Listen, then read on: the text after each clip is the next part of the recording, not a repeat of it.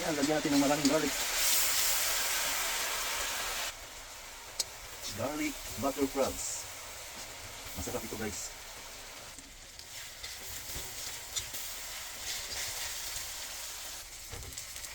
Banana pizza.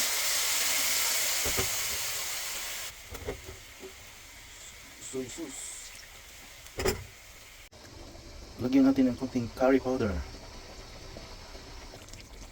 Lagyan natin yung crabs at yung shrimp. Ayan na.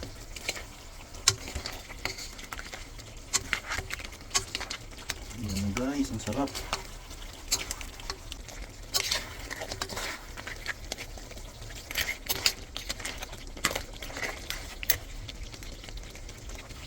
Ayan na yung finishing touch natin.